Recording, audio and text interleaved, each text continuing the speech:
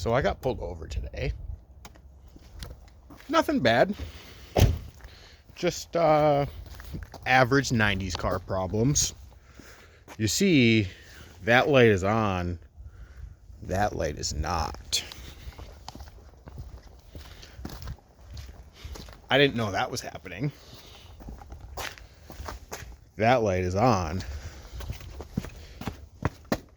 That light is not. I knew that was happening. I thought it was just a bulb.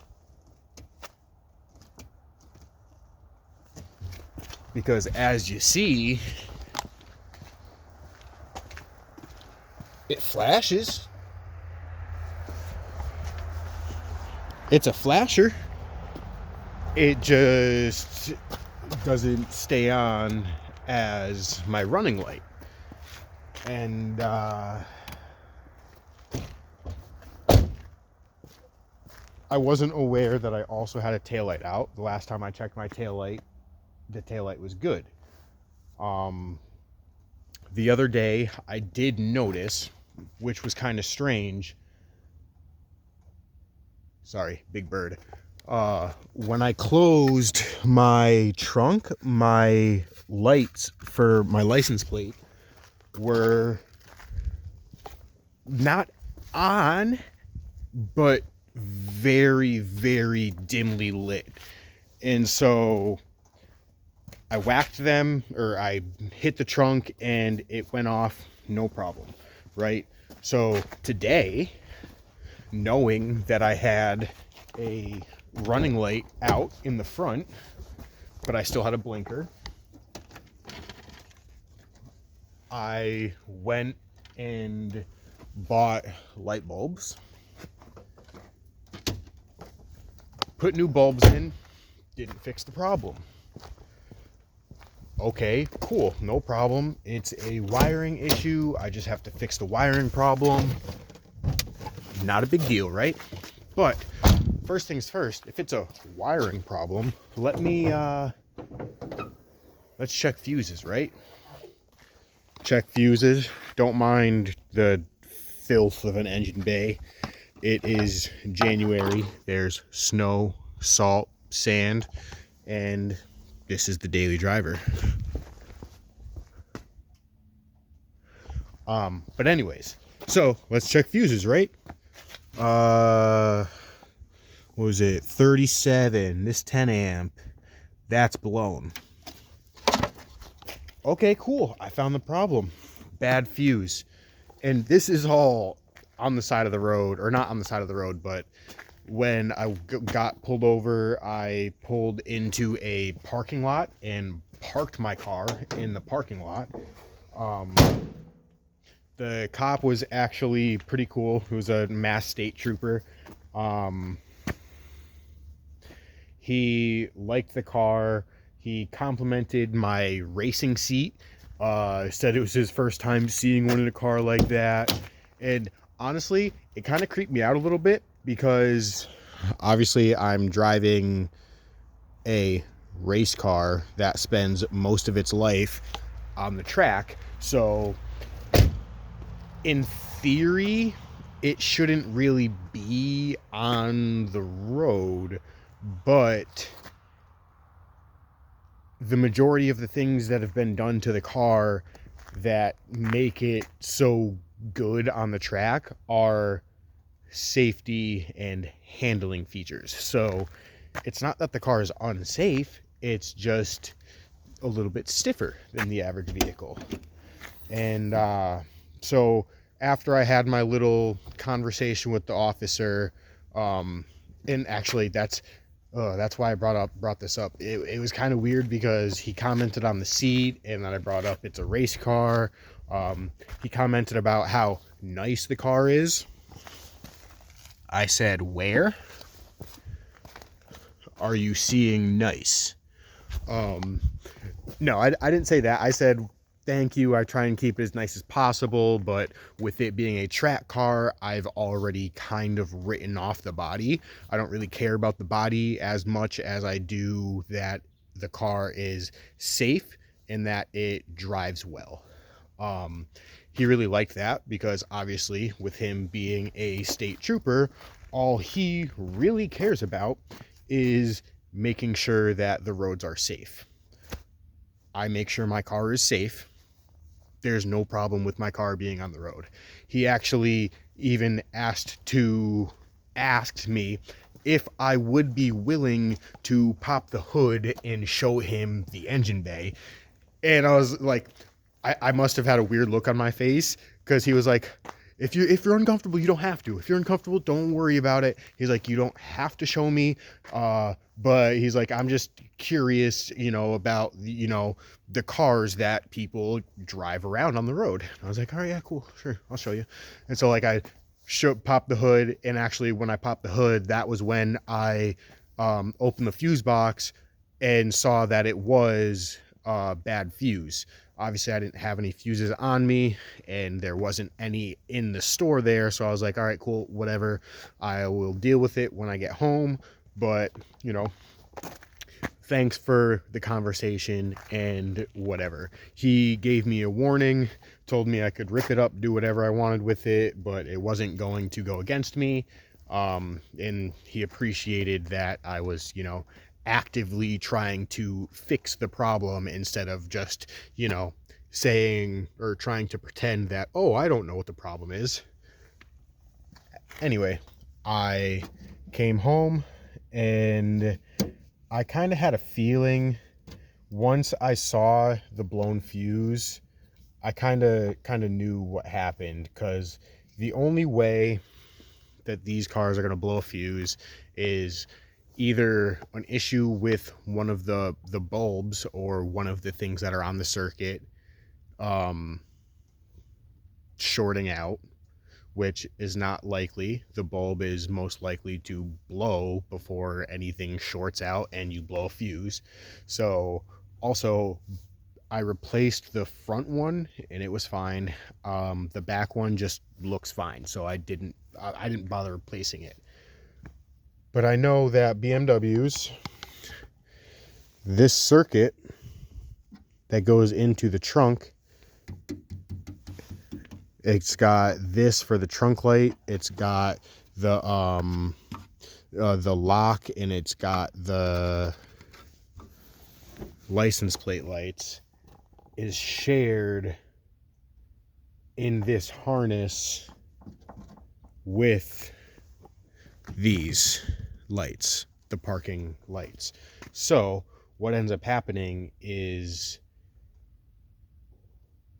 they short out, you blow a fuse, and then when you replace the fuse, they just continually short out, because the way this sits in here, so obviously this grommet sits up in this hole like that, and this bends.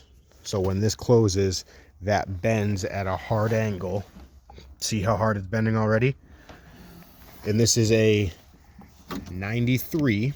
So with it being from 93, all of the wires are either A, exposed, or B, broken.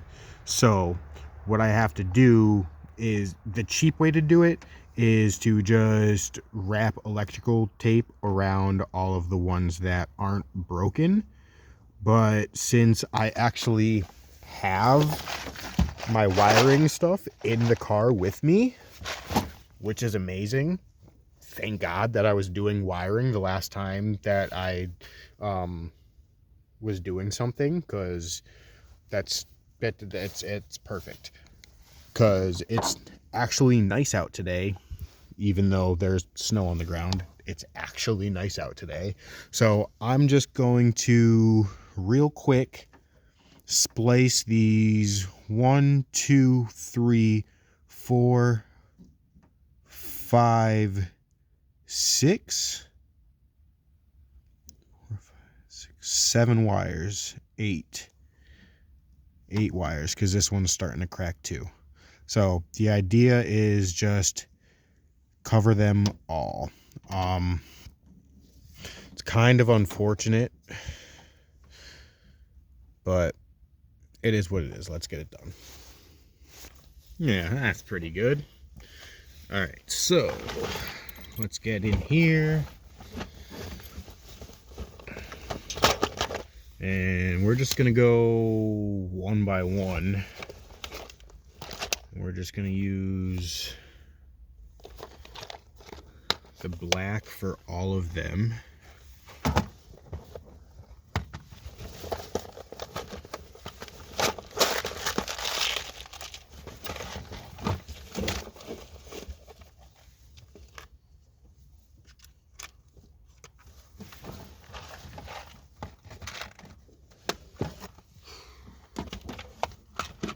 Try not to spill them all over the place.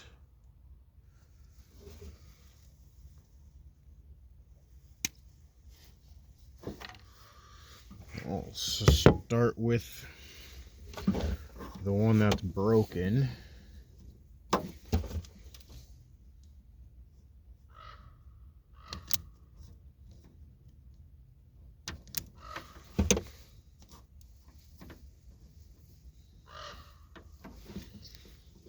I hear you, buddy. What's going on? Just me talking to a bird. No big deal.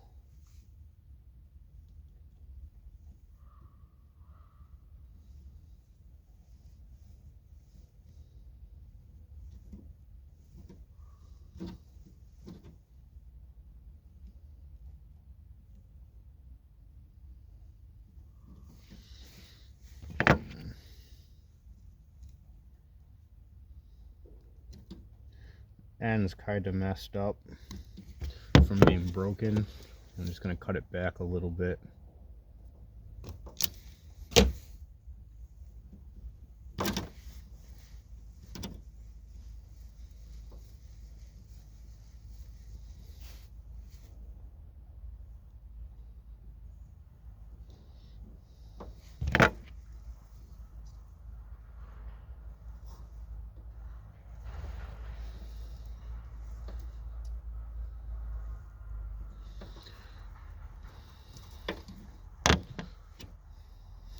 Always tug test.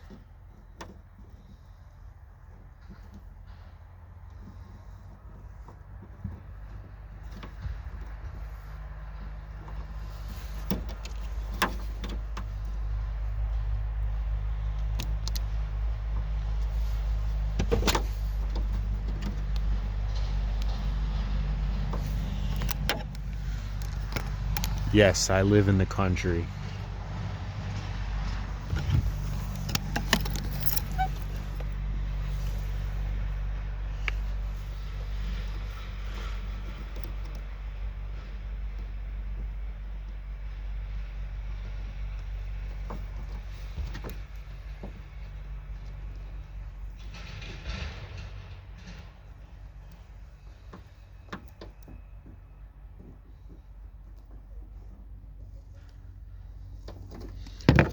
Always tug test. That ain't going nowhere.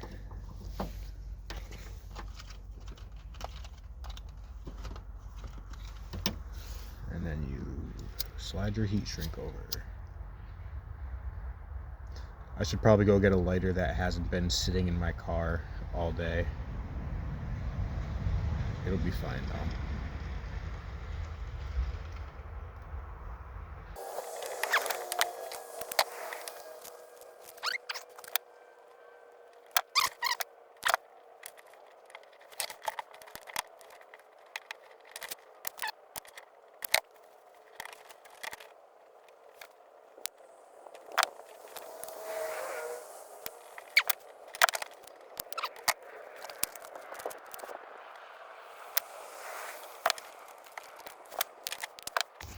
All right, that's that.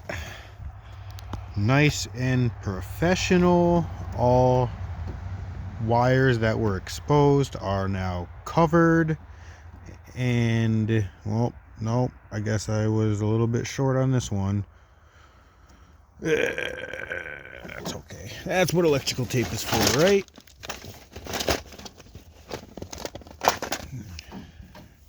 Actually, you know what? No, I need to. was gonna say, no, it'll be fine. No, I probably should. Pretty sure I have tape right here somewhere, so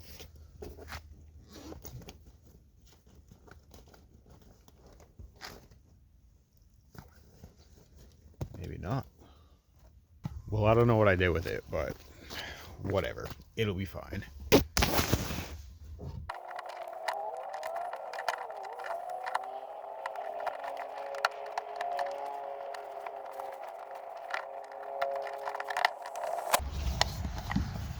Alright, so I got the little cover back on, grommet back in place.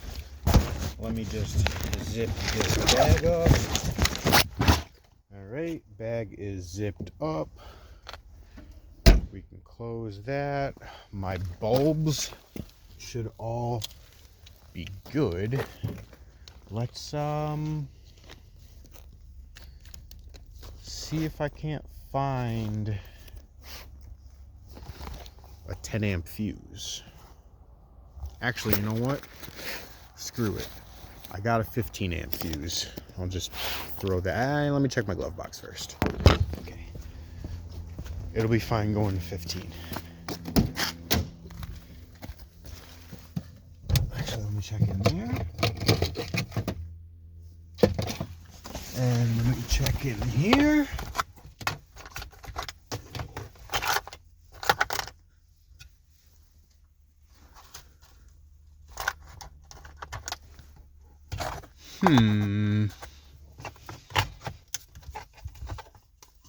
Oh no.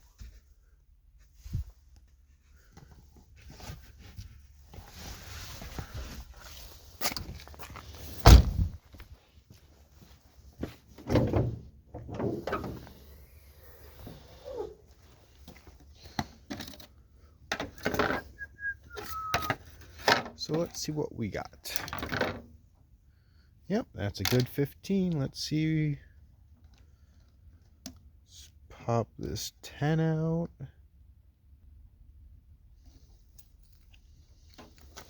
Okay, new fuse in. Let's see if I have running lights. Let's go to the back first. Wham bam. Thank you, ma'am. Sick. Sick. Awesome. All right, so what I'm going to do is with a marker mark that fuse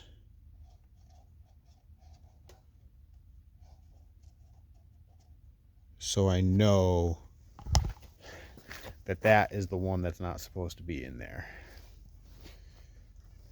And that one needs to be replaced with a 10 instead of a 15, which is,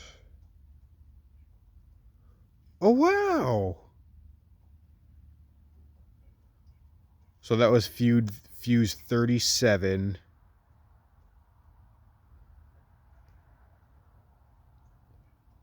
And so I just found this all out today, that like I had a bad fuse. So it's for my side lights on the right. It's for my license plate lights. So that's what it is into the trunk. That's why that what's it called? Man, electrical. What's it called? That's why that circuit for that fuse blew, or the fuse for that circuit blew, is because the license plate light and the side light on the right side uses that fuse. And then also the instrument cluster, which is another issue that I had run into. My not that it was really an issue, but I went to drive to work the other morning and I had no lights on my gauge cluster, and now, yeah, look at that, they're all lit up perfect. So it wasn't really an issue. Obviously in the daytime you can just see the needles. And then I also have this, which is a heads up display, which tells you GPS how fast you're going, and it's also a clock when you're standing still. So I wasn't necessarily worried about speeding per se, because I have a GPS heads up display that is always lit up. So I wasn't worried about that, but I was a little bit concerned as to why my gauge cluster was no longer displaying any lights. Sneak it through my backpack quick. The odometer was lit up. My check engine light would come on every now and then. Random lights, blah blah blah, whatever. My blinkers worked, my high beam light worked. So like, it's getting power. It's not like something's not plugged in. But I don't know, I didn't want to dive into it because it was cold out, but getting pulled over today obviously made me dive into it. The instrument cluster is on the same circuit as my license plate lights, and also my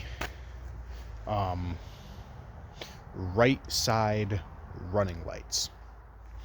Crazy. BMW is wild. So anyways, the fuse is fixed, the wiring is fixed, it is all covered up and tucked back into place. Next time I'm at the shop, I am going to do a new fuse on the 10 amp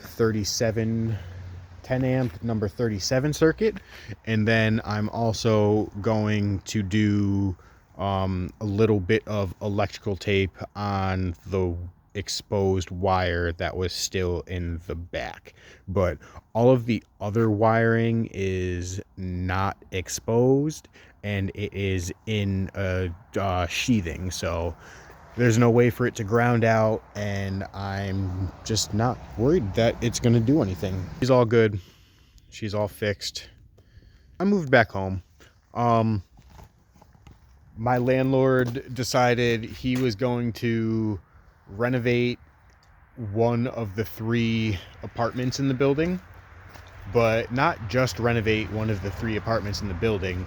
He was going to move into the renovated apartment in the building and then leave the other 2 apartments exactly the same, but then raise their rent. So me and the person that was renting the other apartment were like, yeah, no, we're not gonna pay for your renovations. That's not how that works. So I am back home just so I can save up some money. Like I said in the last video, that's why I haven't really been doing much car stuff. I've kind of been trying to, get back into a routine of living with roommates again, essentially, because I went from living in a 1-bedroom apartment to living in this beautiful house, but I have to share it with 3 other people. So that's definitely something to get used to. And let me show you this. On top of sharing the house with 3 other people, let me try and not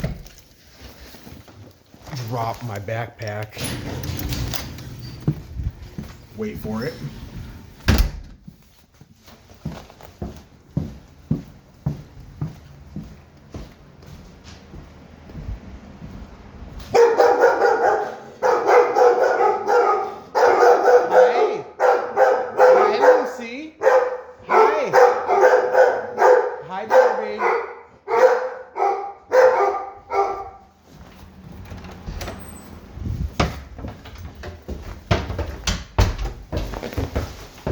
that is what I get greeted with every single time I walk in the house. And not only just in the house, sorry for the poor lighting, not only just walking in the house, hey beautiful, I'm gonna sneeze.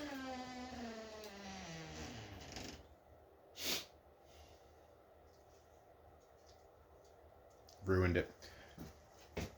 Every time they see me, not them, not both of the dogs, just one of the dogs, but she goes crazy. And this girl's just the bestest girl in the world. Come on up. Come on up. Come on. She's just the bestest girl. She's so quiet. She don't do barks. She's such a good girl. She's such a good girl. Oh yeah, so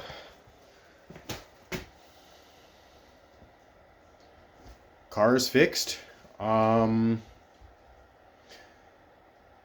don't know if you saw me put that box in my back seat, but I got some brakes. I got new rotors. I got pads for the front, and I got pads for the handbrake. And I also got some transmission mounts. So I do plan on doing some stuff with that car coming up fairly soon. Like I said, I'm just trying to get us acclimated to living with 3 other people and 2 other dogs, because it's loud, ain't it, Sunshine? Ain't it loud? Isn't it so loud? It's loud. But that's going to do it for this one. It actually took me... I filmed this without taking any cuts at all, and it's less than an hour. So this is actually a known issue with e36s. Those wires in the trunk break all the time. It's a very common issue. So it may be common, but you're able to fix it in under an hour if you have the tools, the know-how, and everything that you need. In reality, I could have fixed it in 5 minutes. There was only one wire that was actually broken. So the reality of the situation was, to get it going and get it done right, all I would have to do is crimp that one wire and then electrical tape around all of the other wires that were exposed to make it so that none of the exposed wires have the possibility of touching. So in reality, it could have been a 10-minute or a 5 to 10 minute electrical tape job. But since I have the tools and the ability and the know-how, I did it more professionally, and it took me a little bit longer. On top of also getting caught up with telling a story about my landlord and telling a story about getting pulled over today, which is obviously always fun. So I hope you guys have had a great week. I hope you're having a great start to the new year. Have a great day.